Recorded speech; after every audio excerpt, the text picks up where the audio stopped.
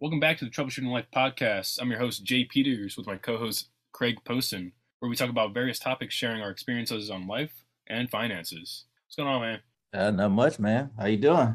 Pretty good, man. Pretty good. This week's been up, down, side to side, right? Yeah. Market's been a little rough this week, but it's all good. Yeah. This week, yeah, for me, it was okay. Yeah. Yeah, You know, work is work, and yeah.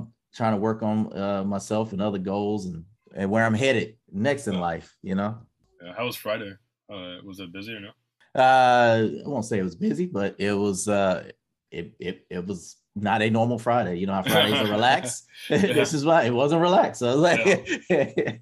it was quiet, not as many people, but but wasn't relaxed for me. But it was Mm. okay. Hey, yeah, I made it through. I Yeah, you lived gotta to roll see with the another punches, day. man. Yeah, no doubt. Yeah, But yeah, man. Those man. are your weekly goals? I know, or no, my bad. No. Goals in general. Yeah. So no, you're right. So at least I met, one goal. I didn't do the other goal. No, Yeah, that was finishing my book by the end of March. So that's back on the plate. Finish yeah. this one by April. Also, I gave myself another goal, and that was to add like 5 companies to my contact list. So I got to build my Okay. contact list. Needing a contractor, real Uh, estate agent, different things, plumber, all those different yeah, things. yeah. So yeah, Contractor, yeah. So brokerage. Yeah, yeah.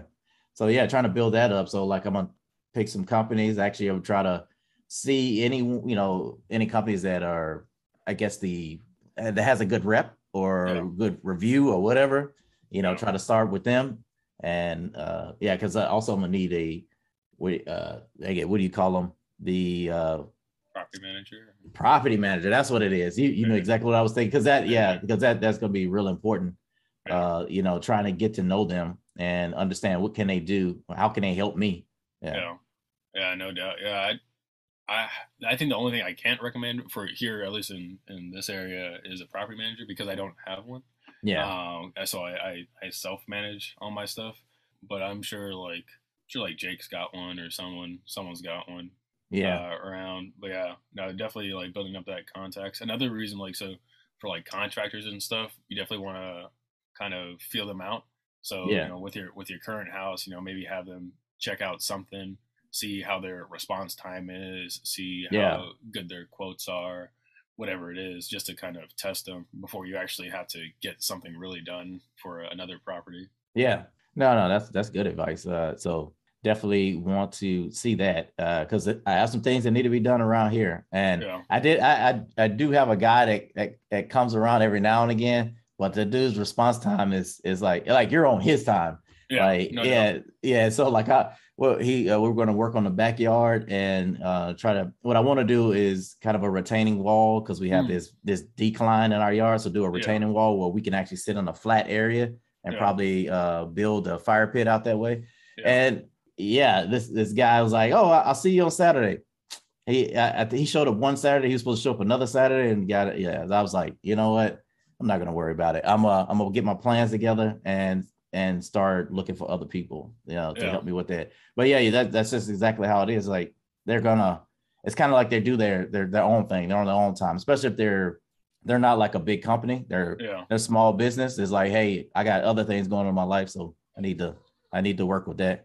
Yeah, well, you'll kind of find that a lot around here, and probably just in general. And the reason why is because a lot of them work off of volume, right? So they Yeah, have tons of customers, so they kind of get spread a little thin and a little too thin. But that's how a lot of them make a good amount of money is by just having a lot of customers, and so like they'll prioritize ones that are like hitting them up more often. And I experienced that too with my contractors, but definitely shop around a lot. yeah, I didn't do that, and I probably should have. And not right now I am because, like you said, I got some stuff to do around the house or stuff that I want to do, like not that I have to do. But yeah, but yeah, yeah, so I'm taking that time to really feel out some contractors for like another property. So yeah. All right, man. So like our topic for this week. All right, yeah. it's Respect your obligations. yeah, respect your obligations. All Yeah. right. So yeah, this is your topic. So what is it from your point of view? So, from my point of view, and I think a lot of people do this, and I'm definitely susceptible to this, is that they don't respect what or who they're obligated to, right? So, for example, I would think that if you are employed, if you have a career, you have an obligation to your employer to perform a certain amount of work because you are getting paid to do just that, right? Whether it's written plain and simple in a requirements that, hey, I must do this, Mhm. but either way, however, you let other things kind of combat that, right? Whether that's motivation, whether that's discipline, whatever that is, right? Like you said in an interview, right, that you can do this amount of work, right? But when you actually show up, you can't, right? And you're not willing to improve yourself, or you're not willing to be transparent with your employer or your boss to say that, hey, I can't do this, but I am working on it, and I will be working on it and get it to you by this, right? Or I will improve myself to complete this task, right? And with families, right, if you are a parent, you have a certain obligation to your child, right? And I'm not saying that you have to give them everything in the world, right? But there's a minimum thing, right? You have to provide them shelter. You have to provide them with water and food for sustenance, right? You have to provide them with unconditional love, right? I'm not saying that you have to, give them a car. I'm not saying you have to give them best food in the world, right? You don't have to give them like the A5 Wagyu, right? But there are those minimum obligations that you have to meet. And I think a lot of people don't meet the minimum obligations because they don't feel like they're actually obligated to do that, right? And it makes sense because it's not really cut and dry, and it's not really written down like, hey, I am obligated to give my children this, right? I am obligated to give my employer this. And then they will throw down like, hey, I was never taught that, right? Or it was never actually explained to me in that way. And I think more people need to kind of gear their mindset towards that, because when you start respecting your obligations, people will respect you more often. Like, for example, time, right? With your children, you are obligated. I guess obligated would be the word because that's I what it mean, is. yeah, yeah, well, yeah. If you're a parent, I mean that is your responsibility. So there is an obligation there. So you are on the lines of what an obligation is, and I guess when you're saying respect it, though, you're saying that this is something very important that should have eyes on, something that Yeah. needs to be paid attention to. So yeah, well, I mean, yeah, as a parent, now I do believe that there are certain things that are completely your obligation. The number one thing is like the health of your children, right? Mm, Education of your children, making sure that they have shelter, yeah. food, right? These are like the number one obligations of a parent. And so that's the thing with my kids. I'm always telling them these are the things that I am supposed to provide to you as a parent.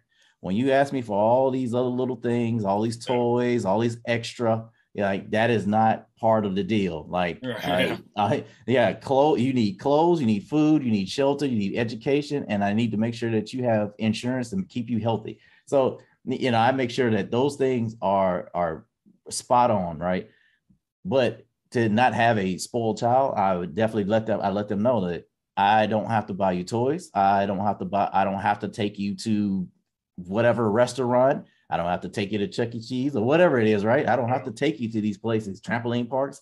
Let them know that, hey, that's not part of the obligation. My obligation are the things that's gonna make you a better person in life. Those things are Right. not gonna make it. Those are just the things that I like to do, Yeah. for The my kids. materials. Yeah. Yeah.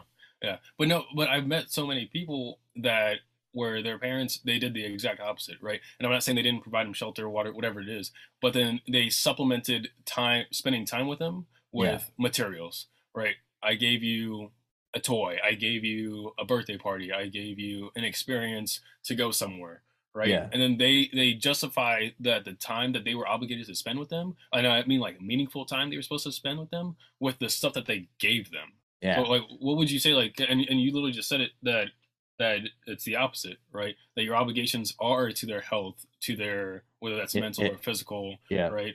To their well-being and stuff. But like I said, there's so many people that will do the exact opposite and just provide them with stuff instead of true like love, affection, shelter, whatever that is. It could be different things because like some parents feel guilty for not spending time with their children. So and especially if they're a workaholic, it's more of that supplement of like, okay, let me buy you this or send you this. I'm gonna send you a gift. Because I know it was times that I felt like that. Especially when if I was to deploy or go, I have to leave and go to another place for a little while, anything like that. Yeah, you feel a little guilty not being around. So like you kind of want to buy something and bring it back, or you any little thing like, okay, as soon as we get back, we're going here. This is what we're going to do, or plan a trip or something like that. And I think that's where it comes in. It's a little bit of guilt, and it could be, like I said, I can't speak for other parents. It could be other things where it's just they want to. I guess the word I'm trying to say is, they may not be great parents, right? So that's what I'm saying. I can't really speak for them. I don't know the situation, so that's a little hard. But they may not be great parents, and that might be something that's just what all they know. Yeah. Right. And if they weren't given that when they were a child, then it's kind of hard to see the way through unless you're doing research or you're surrounded by other people who show these examples. Yeah. No, I agree. But then, like, so you just talked about deployment, right? Now that was an obligation through your employer, through the military, right? Yeah. And I will say, like, the military is great, but the one thing it's not great at is putting your family first, right? Yeah. And there's reasons for it, right? Because when you serve the military, when you serve your country, right, it is for the country, it is for the overall people. It's not for you specifically and your family. But kind of talk about that, like how. I mean, not how did it outweigh your obligation with your family, but how does that affect your obligations with your family? Well, it didn't affect my obligations with my family because I made plans, right? The obligation was still my family first, and at that time, they have different programs in place to kind of make sure that happens. So right before leaving, you're supposed to take care of a lot of stuff before, unless you had an instant deployment. Instant deployments are like, that's a different story. And like wartime and stuff. Yeah, so your unit should let you know something, like give you an inkling of idea. But the time that I left, basically I set up stuff for my wife and child because I only had one at the time to make sure that they were taken care of. I made sure I put some things like in my wife's name. I made sure that they were going to have shelter. I made, all these things. Literally, I took care of everything from overseas because we still have access to internet. Yeah. But if you can set things up, automated pay, it could be rent. Because at the time, they moved back to Texas during that time because they just didn't want to be without, just by themselves. Yeah. Which it didn't matter. I would have took care of everything because rent nowadays you can pay online. Literally everything. Like I just make sure everything was automated. Make sure anything needed, and it kept the communication open too to make sure that if anything came up, here's some money, take care of it. So there's no stress at home because that was the number one thing. Yes, my obligation was to my job, but in my mind, I kept my family first. So I made sure they were taken care of, which then frees your mind of thinking about what's going wrong at home, so I could focus on the mission. So whatever I needed to do while I was overseas, like I am there, right? And then that's why when I'm back, back at the fob or whatever, I make sure I had some communication and go like, hey, how you doing, stuff like that, and make sure So it doesn't necessarily it does get in the way because you are absent, but taking care of your obligations, it doesn't get in the way of that. So that and that's the number one thing. Can you determine what is an obligation? Can you make sure that you're responsible for whatever happens? So that way you get ahead of the curve. You're not responding to what's going wrong. You get ahead of the curve by like I said, it depends on the person. So it could be if it's money, always having a little cushion in the account. So if something does go wrong and you can't communicate and say, hey, something's wrong, because that can happen while you're overseas. You have to break contact with everybody else around. That are back home, because they can't know what's going on where you are. Mhm. So and it's, it's a security issue. Yeah. So yeah, it's not all the time can we actually talk to your family. So having those other things in place, making sure that you're responsible for your Mhm. obligation, not just, knowing that they're important. Yeah, they're important, but just make sure that you have something there, like that safety net. Yeah, yeah, no, and with you being proactive about all those things, I think it helps a lot. But what would you say to someone that's not necessarily within a specific career and uh, doesn't really have a family yet? Like, what would they be obligated to?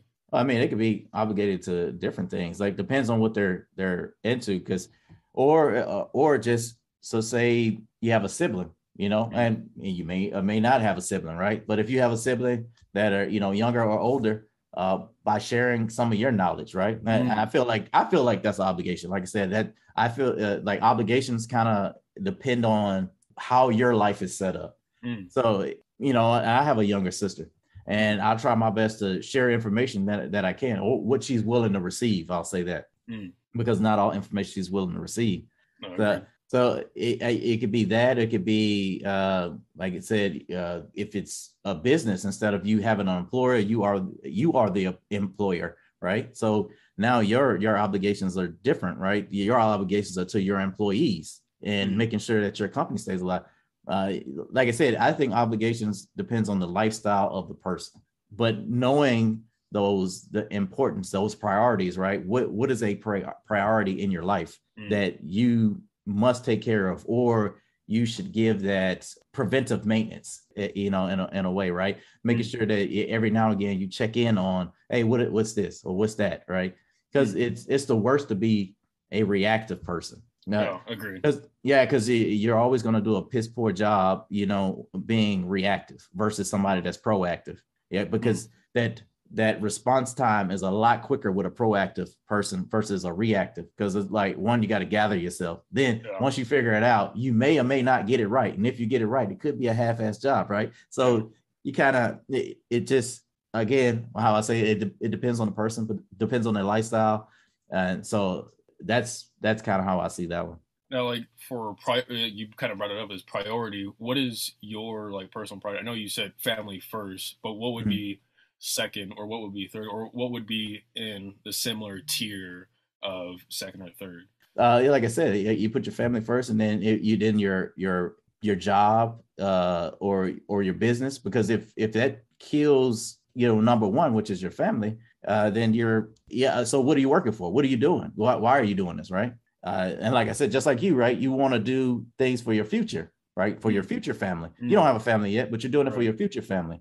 right. Now, and so, and for a person that does not have a, what I'm saying, like they don't plan on having a family, they don't have a family, there is somewhere, they have an obligation somewhere. It's just Yeah, may not be known to everybody. yeah. But for me, let's say a number three in that list, at that point, it probably trickled down to the more material things that's in your life, right? The things Mm, that need attention, like your, mm, your vehicle, right? Your vehicle needs attention. Your home needs attention. yeah, All these different things that they're going to need attention to make sure that these don't crumble under mm, you, right? yeah, Because again, it'll still all divert back over to number one, which is your mm, family, right? For me, yeah, in my sense, yeah. right? Right, right. So by me making sure all these things are taken care of, now everybody, like, I'm the one that's going to feel the blows. My family's not going to feel the blows Right, if I always stay proactive, right? right.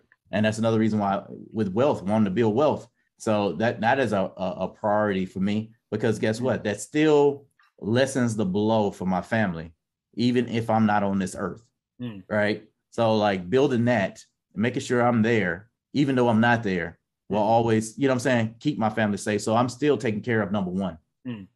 I agree. I agree. And I think for me personally, it kind of starts with self, right? And the reason why I say self, and you can definitely roll that into family, is because if you can't take care of yourself, then you can't take care of anyone else, Yeah. right? So like, I can't remember if it was like 50 or Jay-Z. One of them said that, if you're broke and I'm broke, then we can't help each other, right? And he Yeah. doesn't necessarily mean like monetarily broke, because people can be mentally broken, people can be emotionally broken, physically broken, whatever that is. But if I'm broken, you're broke, right? Then we can't help each other. So we need to help ourselves enough to then help others, right? So when you're not in a good mental state, when you're not in a good physical health state, when you're not in a good financial state, who are you really able to help? You can't, right? And for a lot of people, especially with mine and your type of personalities, we want to help people. We want to be of service to others. We want to help others. But I think we realize at a certain point that we have to be in the position to help others, right? So Yeah. I think we're obligated to ourselves to be within a good mental state, within a good Yeah. physical state, within a good financial state, so that when other people need to depend on us or when we are obligated to help others, we can, right? So after self, it would then, like you said, for me is my future family, right? What am I building for them, right? Yeah. Or what do I feel like I am obligated to do for them, right? So in my opinion, I am obligated to provide opportunities for them, right? Whether that's through money or through resources, whatever that is, right? And then after that, I would say it's maybe like freedom or something, right? Yeah. Being free of other obligations, right? So being free of debt, right? Being free of employers, whatever that is, right? Yeah. So that I can have, in this simple sense, is freedom, right? Freedom of time, freedom of creativity, freedom of whatever that is, right? And then of course, your employer, your mortgage, whatever that is, those external obligations as well. But I think a lot of people make optional things their obligations, right? So with your employer, right, you are obligated to work 40, say for us at least 40 hours a week, right? You have no further obligation than that. But because you are quote unquote a workaholic, now not you personally, but people are workaholics, right? I'll take the bullet on that one. I know I am, right? But but realize that anything past those 40 hours is now optional, Yeah. right? So, but then now you're taking away the other obligations you have. So if you're working, say, over those 40 hours, now you're taking time away from your family, right? You're taking time away from your health. You're taking time away from, well, your time, right? Because you, like I said, you are obligated to those 40 hours. Now, if you're going over, you no longer have time to go work out. You no longer have time to spend time with your family. You no longer have time to meditate. If it's for your faith, you no longer have time for that, or you're lessening that time, right? And then you're telling those other obligations that they are now options, Yeah. right? I'm telling my family that you are an optional for me to spend time with you. I'm telling my faith that you are optional. I will go on my time and not to what you're obligated to. So like one of the biggest things for faith specifically that I noticed in like the Middle East, right, is that they always pray at a certain amount of time, right? When they have to pray to the Mecca, right, it's at I think 5 p.m. I can't remember the exact time, but Yeah. no matter what they're doing, they're gonna get outside, lay out their mat, and start praying. Like even I've even seen like taxi drivers, right, where they'll get out of their car, they'll stop, even if they're driving someone around, and they'll say, "Hey, I got to do this like 5, 15, whatever minute, however many minutes it is," and they just stop, right? And it's so crazy that here in America we make faith optional, right? I'm not saying that's good or bad, right? Because this is America, Yeah. we have a lot of freedoms that are given to us, but it's just a different mindset that they have, right? That Yeah. they're like, I am of this faith. That means I am obligated to pray at a certain amount of time. I am obligated to give a certain amount of tithes, whatever that is, right? And don't get me wrong, I'm not on faith or anything. I am on obligation specifically. That's just the example that I'm giving. Yeah, or religion may be an obligation to some people. I kind of want to go towards, say if you make it to a certain success, right, or somebody makes it to a certain success, do you feel that they should reach back, right, reach back to their friends, reach back to their siblings or family or whoever, right, to kind of share their knowledge, right? So this is a sense of an obligation, right? Mm, Yeah, mm. right. They share this knowledge. Hey, this is what I did to get to where I am right now. If you apply some of these, because it don't work for everybody, right? If you apply some of these, you may make it the same way. So that's a great question, and I personally take it as an obligation to, like you said, share that knowledge, right? Whether they partake in that knowledge, Yeah. right, is up to them, right? But I do think it should be shared knowledge. So for example, whether it's finances right? People, you could look up a lot of things: how to become a millionaire, how to become a billionaire, whatever it is, what those actual steps are, and those have been shared for decades, Yeah. right? Or let's go to fitness, right? Like you could do the same workouts as The Rock, you could wake up the same time as him, you could eat his diet or nutrition plan, right? Yeah. But are you actually willing to do that? Right. And just because it's shared doesn't mean that that person is willing to take those steps Yeah. or eat those bullets like you did, right? Or like that other person did. And the thing is that blueprint has been out there for however long, and people are still more risk adverse to doing it, right? Because they don't want to lose sleep, right? They don't want to risk money. They don't want to lose time off of social media, TV, whatever that is, right? So I do think it's an obligation for people to share it, but I think that's as far as it needs to go. I don't think they should have to fund someone, right? I don't. I'm teaching you how to start a business. I'm not gonna just give you the money to start a Yeah. business, right? And I think the old proverb is, give a man a fish, he eats for a day. Teach a man to fish, he eats for a lifetime, right? And I forgot there's like an extension to that proverb that someone came up with, and that like something about teaching a man how to get a lake, right? So that his legacy can eat, right? To where it's not just him fishing, but it's his kids fishing, right? It's his grandkids fishing, and it's his own dominion that he now has control over to build a further legacy. Yeah. No, and that's kind of what I was, looking for on that one. Because no, I don't think money should be given unless you know that this is the seed money needed for a great idea, right? Mm, Because it's one of those things. You give money to people, they may not take it any further than you give them that money. So mm, they may spend it. They may not use it on a business. They may not, do something positive with the money. So that's yeah, yeah, I'm not very big on giving people money. yeah, When people tell me that if they have some kind of issue or whatever, we try to come up with a way that it won't happen again, mm, more than give them the money, because yeah, giving them the money is more of a problem. You're yeah. adding on to it. Yeah, you So can't fix money problems with money, man. yeah, so like it basically now you became an ATM. If Yeah, you no if doubt. this It if you becomes haven't transactional. yeah, yeah. So if you hadn't figured out what's their issue first before you give them the money, right? Because if once you figure it out, you go like, okay, let me give you a little bit of relief, or you could just hey, make it tough, right? You go like, you got to now we know what's wrong. You need to figure it out. You need to come up with a plan to make sure this doesn't happen again. You need to make arrangements, figure out how to get whatever it is, if it's the lights, if it's water, whatever it is, right? If even if your car is about to get repossessed, right? All you got to do is communicate, figure out what can I do to get said thing Mm, fixed or brought back or whatever, right? mm, And never do it again. So mm, that to me is the better way in fixing that. But the obligation, kind of like what I was saying, also is if you have this knowledge, right? You should you should let somebody know. mm, But it's one of those things because I kind of run into it also. If you have knowledge on something, some people are not ready. They're not ready for it, mm, mm. right? So Agreed.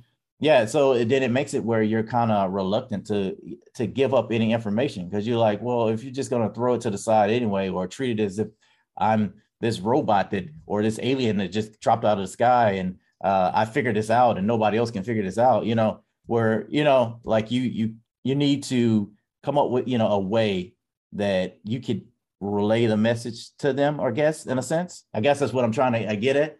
because yeah, that's it does make it seem like you don't want to give that information up anymore because of Yeah. the fact that yeah they treat it as if it's something something of brand new, never been done before type of Yeah. thing. And I think, with the information age, you could just put it out there, not necessarily directly to someone or a Yeah, group, right? But just put it out there, right? So, like on a blog, on YouTube, on whatever it is, right? You can just announce the information, and it is now up to the audience or whomever to take that information, right? You could send your friend a link or your family a link, and whether they watch that video or listen to that clip, whatever that is, then it's now on them, right? But what you were saying about money, right? And I'm with you that I don't give money to people, right? Because, like I said, money does not fix money problems. And what that means is that the actual material of money was never the problem, right? It was their mindset, it was their outlook on how money works and Yeah. how the system of money kind of involves or coincides with life, right? Yeah. So like I said, I don't give people money if they have money problems. Now, like you said, if it's seed money, they actually have a plan in place, a for like a business or something, then yeah, I'm willing to help them out. But Yep. if their AC broke, if their car broke down, whatever that is, right?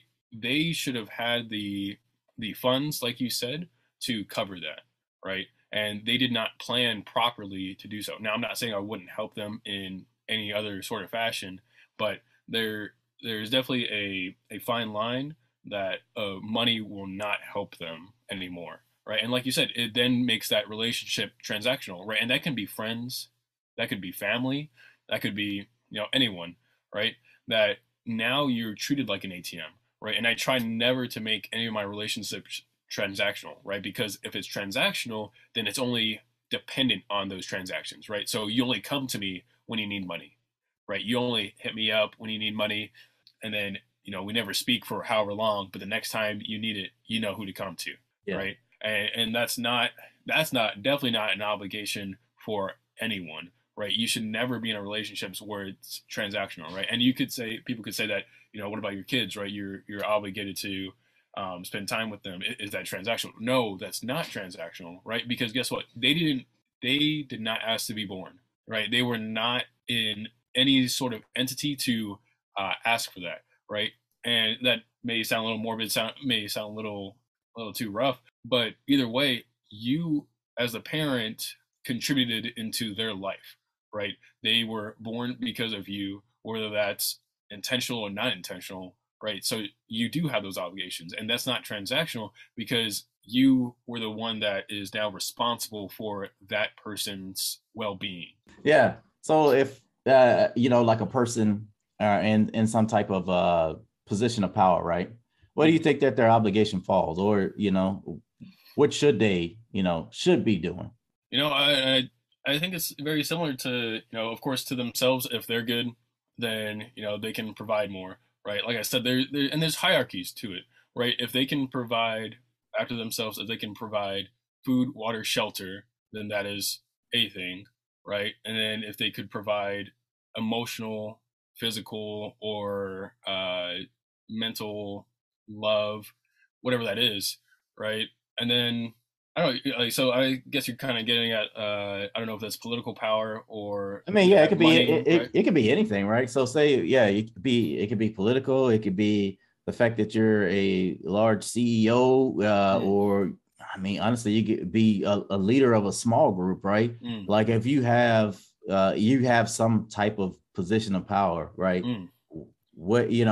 What obligations, I mean, where would they fall? Like where, what do you think they should probably be working on? Or what, kind of, yeah, and I know that's kind of hard to say because it's not like we're the president or we're Right, the, right, right, say, right. because like the obligations just fall just, in so many different areas.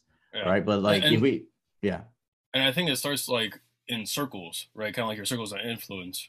I think for them, it starts to with their immediate staff, right? yeah, So of course themselves, and then say it's the CEO, then to the C-suite, right? yeah, I am obligated to provide them certain information. I am obligated to make sure that the business runs well for them, and then further and further different levels of separation, like even all the way down the line to like delivery people, right? I am obligated to give them insurance. I'm obligated to give them a wage for what they worked, right? yeah, And there could be different things written down, like actual policies, procedures, whatever that is, that makes them obligated, right? And like you said, it can kind of be a little hard to define those, but I think the way it goes is areas of separation or degrees of separation from them, right? yeah, Is where the obligation kind of level goes. So, like I said, immediate is closer, right? So, kind of like you said with family, your family is your immediate circle, your immediate circle of influence, right?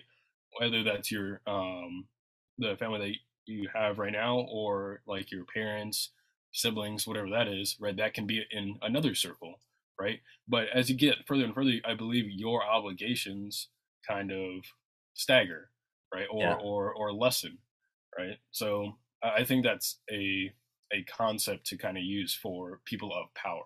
Yeah, I could see that. That concept of like moving as an outward circle, that one of my coworkers told me that that's kind of like what they do in their religion, right?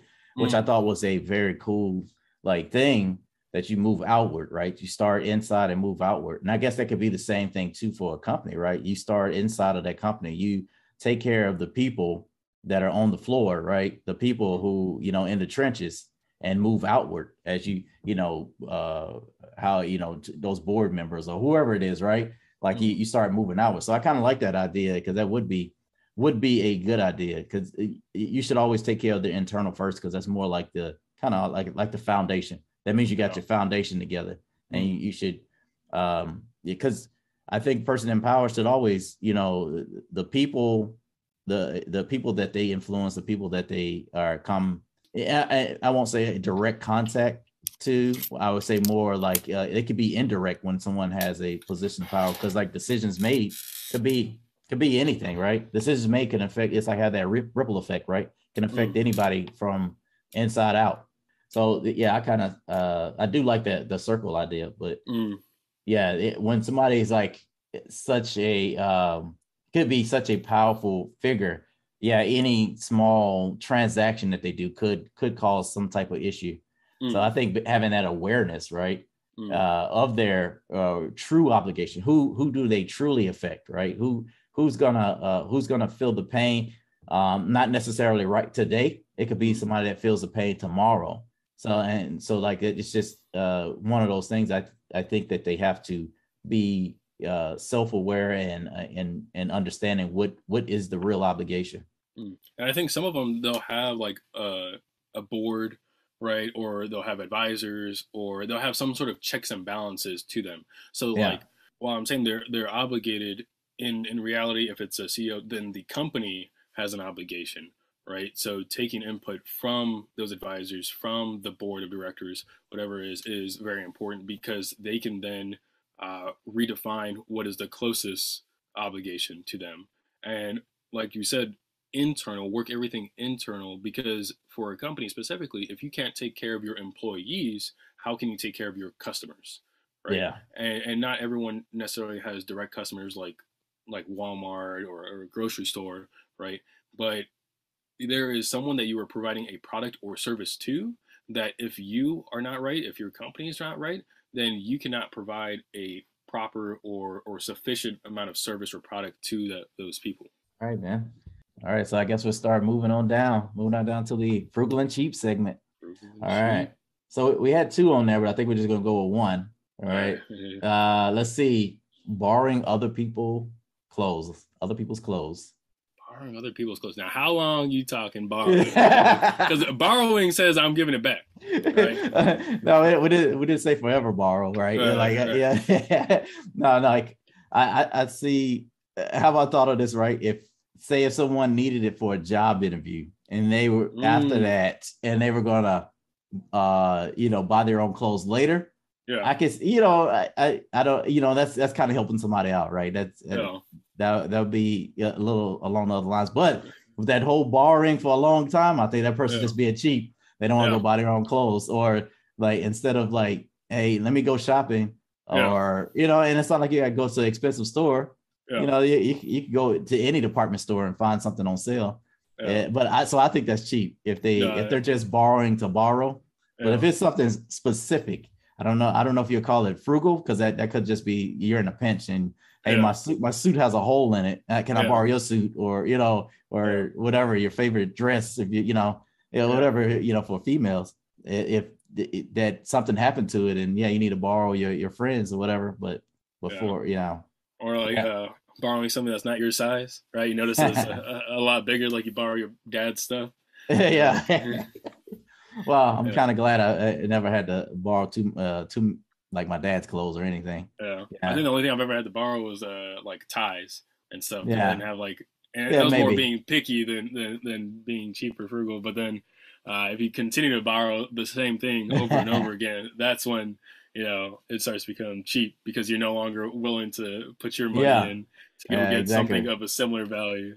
Yeah, because then that is something, because that's why I do that now. If I find something on sale, Mm, I know I don't need it particularly right now, but I know I mm, may need it in the future. I'll mm, just go ahead and get it. So if it's like, like a suit, right? mm. A suits can always be handy for a male, right? Oh, no doubt. Yeah. Yeah. So like I would like, okay, yeah, this one right here, and I know the other one doesn't. I know I've had it for a while. Let me try to get another one. So Yeah. Yeah. I think that Kevin O'Leary says that too, man. Mr. Wonderful. I think he yeah, says, get you at least like a really quality suit, and yeah, it'll last for a while.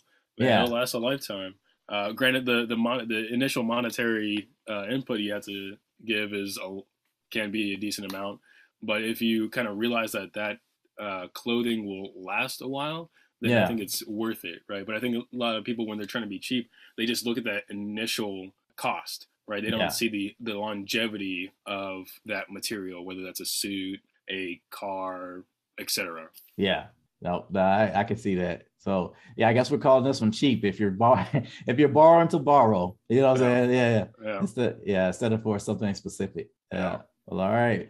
So thank you everyone for listening. This is Craig and Jay signing off for the Troubleshooting Like podcast. We'll see you next week. Please subscribe and like our material. We want to keep putting this out. We really enjoy it. Thank you. See you next week.